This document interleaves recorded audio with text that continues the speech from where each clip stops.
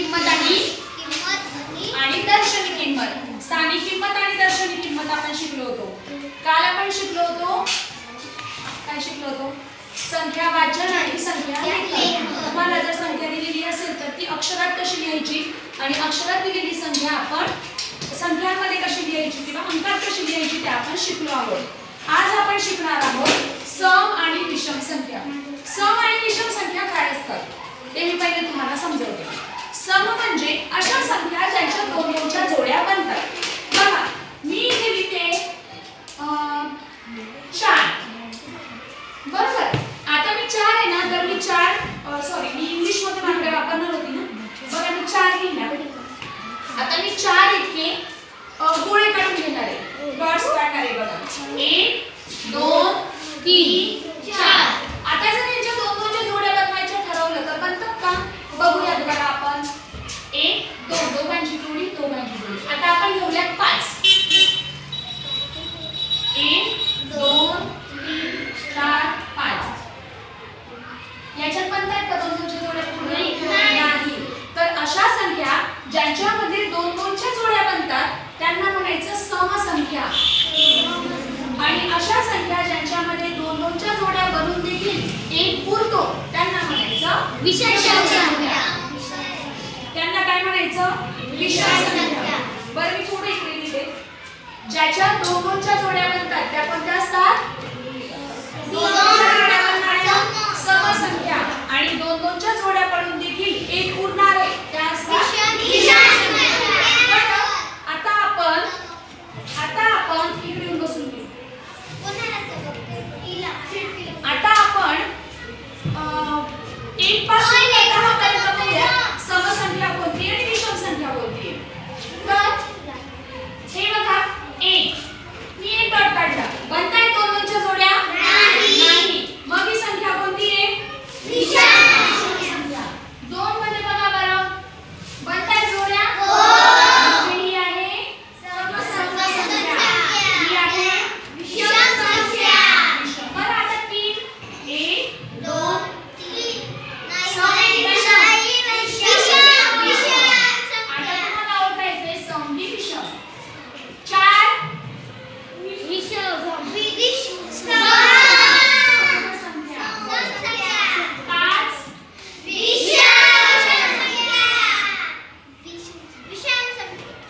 नंतर 6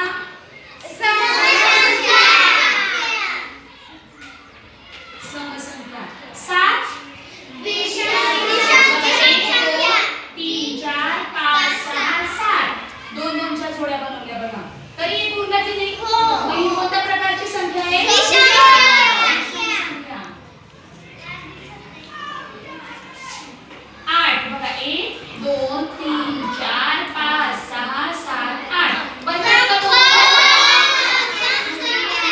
समसंख्या.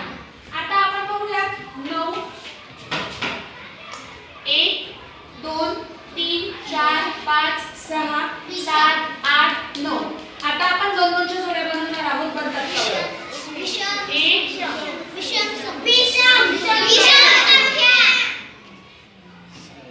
आणि 0. बरं 10 घेऊयात आपण. 10 समसंख्या. म्हणजे एक जर सम असेल तर त्याच्या पुढची म्हणजे दिलेला अंक जर सम असेल तर त्याच्या पुढची संख्या कोणती असते? विषम संख्या असते. म्हणजे विषम आणि एका पाठोपाठ एक येतात. विषम आणि समसंख्या. समजलं तुम्हाला विषम आणि समसंख्या काय असतात ते? विषम संख्या म्हणजे त्यांच्या दोनच्या जोड्या पडत नाहीत अशा विषम संख्या. आणि समसंख्या म्हणजे ज्याच्या दोनच्या जोड्या पडतात अशा संख्यांना आपण म्हणतो समसंख्या. बरं आता तुम्हाला दिला जाणारा अंक हा काही एकच अंकी संख्या नसणार आहे. जर समजा तुम्हाला मोठी संख्या दिली, आपण एक उदाहरण घेऊया.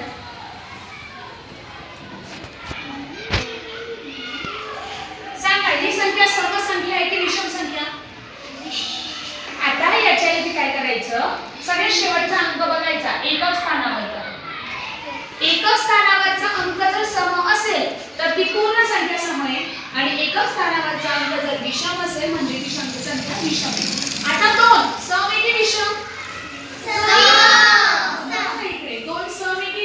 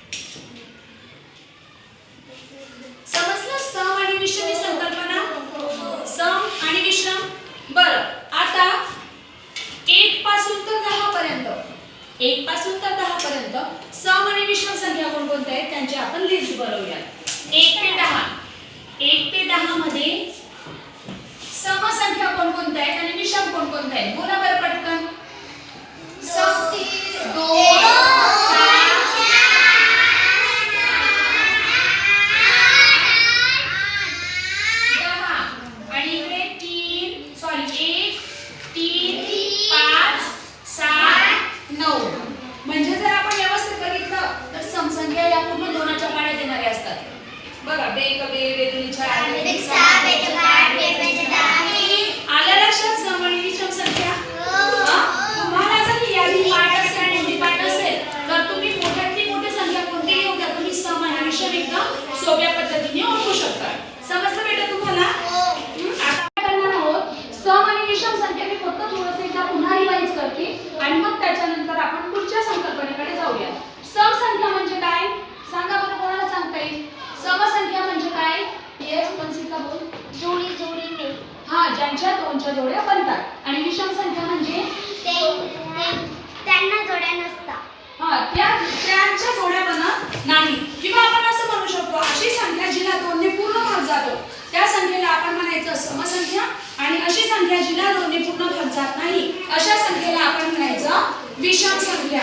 बरं, आता 0 पासून तर 9 पर्यंत जे अंक आहेत आपले 0 ते 9 यांच्यामध्ये समसंख्या कोणत्या आणि विषम संख्या कोणत्या? मी एक एक बोलेन, तुम्ही मला फक्त सांगायचे समसंख्या कोणती आणि विषम कोणती. 0 सम, 0 1 विषम, 2 3 विषम, 4 सम, 5 विषम, 6 सम, 7 विषम, 8 सम, 9 विषम, 10. सम. तर आपलं फक्त 9 पर्यंतच ठरलं होतं. तर 0 ते 9 मध्ये कोणत्या सम आहेत आणि कोणत्या विषम आहेत ते तुम्ही लक्षात ठेवायचं. म्हणजे मोठ्या संख्येला जेव्हा तुम्ही शेवटचा अंक बघाल तेव्हा तुम्हाला लक्षात येईल. मी आता फक्त 2 उदाहरणं घेते आणि मग मला पण कळेल की तुम्हाला समजलं आहे किंवा नाही.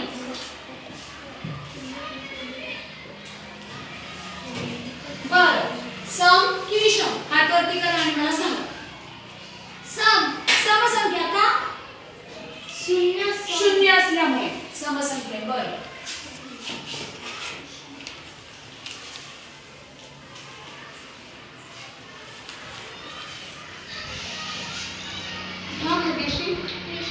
विषम संख्या का? विषम कारण की त्याला जोडी. जोडी नाही. या मोठ्या याच्यात काय आहे आपल्याला? काय आला इथे? 3 आणि ती विषम संख्या असल्यामुळे विषम अंक असल्यामुळे 0 2 4 6 8 म्हणजे 2च्या पाड्यात येणारे जर असले तर सम आणि 2च्या पाड्यात येणारे नसले तर विषम. इथे 4 येतात तर सम. हो. बरं, आता आपण पुढची संकल्पना शिकणार आहोत. मूळ आणि संयुक्त संख्या. मूळ आणि संयुक्त संख्या. आता मूळ आणि संयुक्त संख्या म्हणजे काय? तुम्हाला सम विषम पद्धत समजल्या ना? आता मूळ आणि संयुक्त संख्या. मूळ संख्या म्हणजे अशा संख्या ज्यांना फक्त एकाने भाग जातो आणि त्यांनी स्वतःने जातो.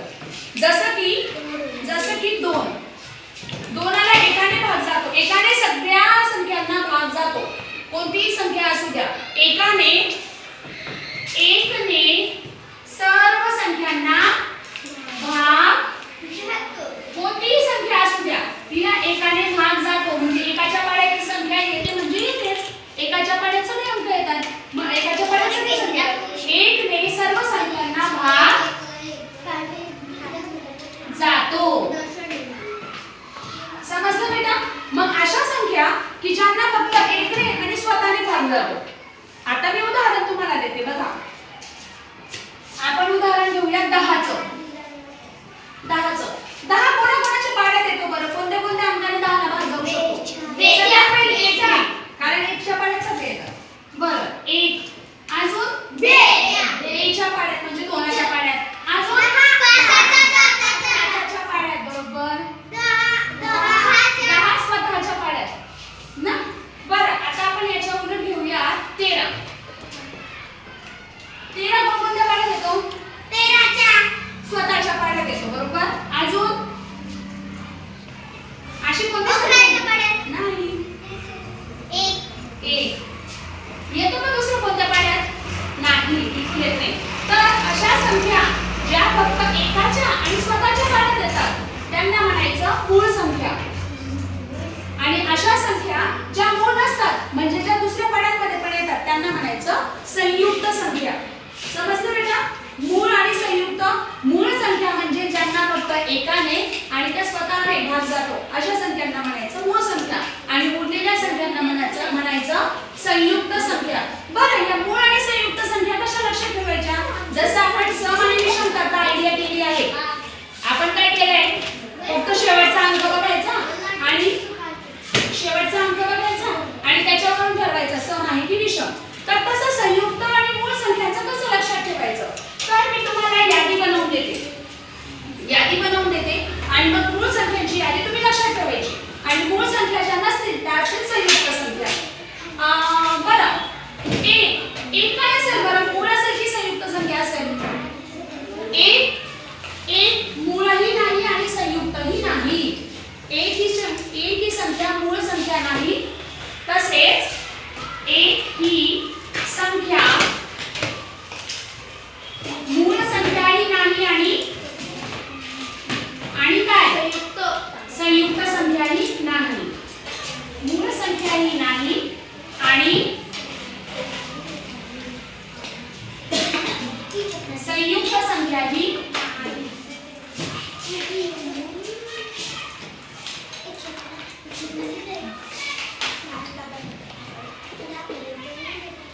बर. आता मी तुम्हाला यादी बनवून देते.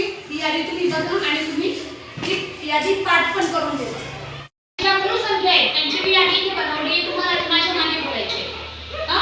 2 ते 100 मूळ संख्या. 2, 3, 5, 7.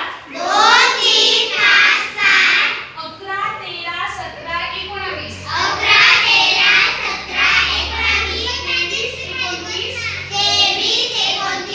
31, 37, 41, 43, 47,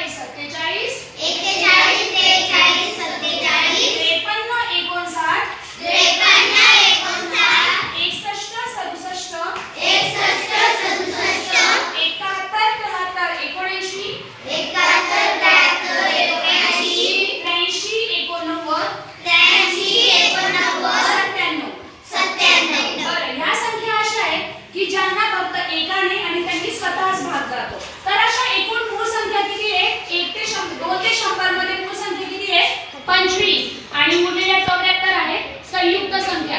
हे पण बोला. एकूण 25 मूळ संख्या,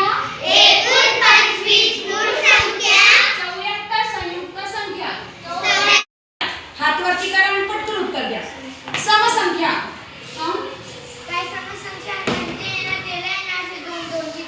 व्हेरी गुड. किंवा दोनाने पूर्ण भाग जातो अशा संख्येला समसंख्या म्हणतो. एक ही संख्या मूळ आहे की संयुक्त आहे? एक ही संख्या मूळ आहे की संयुक्त आहे? ओळखा पटकन. संयुक्त नाही. संयुक्त. Very good. एक ही संख्या मूळही नाही आणि संयुक्तही नाही. बरं, 2 ते 100 मध्ये एकूण मूळ संख्या किती आहे? 25. आणि संयुक्त संख्या किती आहे ते 100 मध्ये? 74. 74. बरं, मी आता एक उदाहरण देते तुम्हाला. 13 संयुक्त की मूळ? 13 संयुक्त की मूळ? ही लिस्ट बघा ना. 13 दिसते का लिस्ट मध्ये? म्हणजे ती कोणती संख्या आहे? मूळ संख्या आहे. मूळ संख्यांची आहे. या मूळ संख्या व्यवस्थित पाठ करा म्हणजे तुमचं ऐकायला कन्फ्युजन होणार नाही.